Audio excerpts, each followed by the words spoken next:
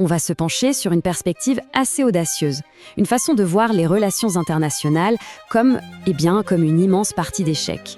Une partie où les nations ne seraient que des pièces sur un échiquier mondial. Voilà, cette citation, elle donne tout de suite le ton. On est dans un jeu impitoyable, celui des grandes puissances, où la survie d'un allié est directement liée à son utilité.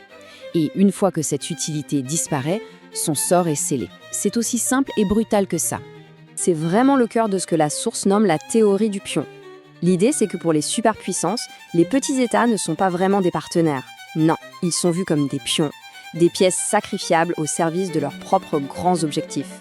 Bon, pour voir comment cette théorie se traduit dans les faits, l'analyse commence par un cas très concret, celui de l'Ukraine, qui est présenté ici comme un pion chancelant. L'analyse met le doigt sur un signal d'alarme, un tournant. Le discours public du principal allié de l'Ukraine a commencé à changer. Soudain, on laisse entendre que le soutien n'est plus si inconditionnel que ça. C'est un indice, et un indice de taille.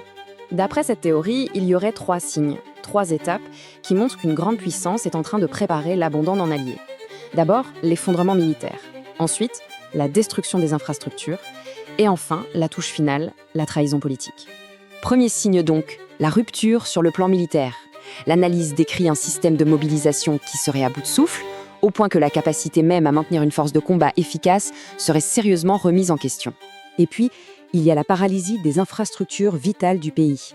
Selon l'analyse, à partir du moment où le conflit ne vise plus seulement l'armée, mais la capacité de la nation à fonctionner, la guerre change de nature.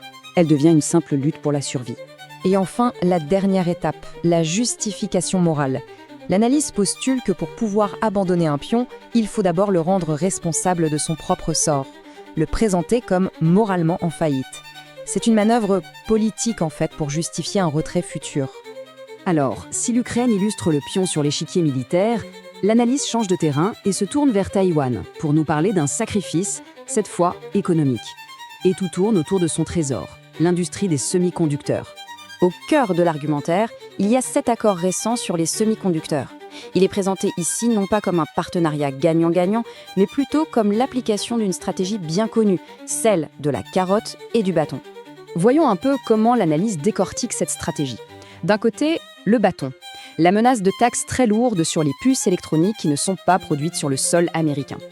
Et de l'autre côté de la balance, une carotte, disons bien plus modeste. Quelques petits allégements fiscaux sur d'autres secteurs.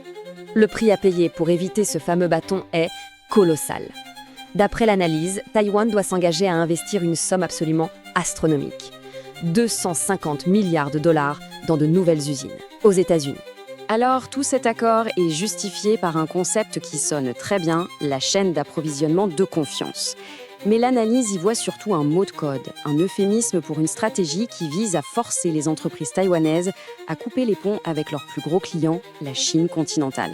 Et quand on regarde les chiffres, on comprend tout de suite l'enjeu. C'est immense. Plus de 60% des exportations de puces de Taïwan vont vers la Chine continentale. C'est ce lien vital que cette nouvelle stratégie chercherait à briser. L'objectif final, vu sous cet angle, serait donc de transférer le joyau de la couronne industrielle de Taïwan directement sur le sol américain.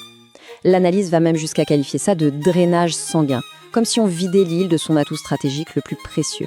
La question qu'on peut se poser, c'est est-ce que ces 2 cas sont des exceptions ?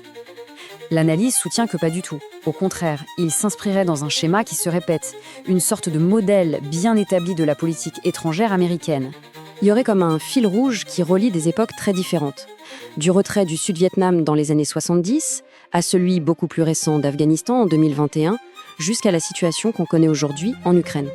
Et à chaque fois, la justification publique pour le désengagement suivrait un peu le même script. On dépeint l'allié comme étant corrompu, incompétent, pour finalement légitimer le retrait des troupes ou du soutien. Alors, quelle est la conclusion de tout ça ? Quelle est la phase finale pour les nations qui sont considérées comme de simples pions dans ce grand jeu géopolitique ? L'analyse brosse le portrait d'une politique étrangère qui serait devenue purement transactionnelle. En d'autres termes, les alliances ne reposeraient plus sur des valeurs communes, mais sur un calcul permanent de coûts et de bénéfices.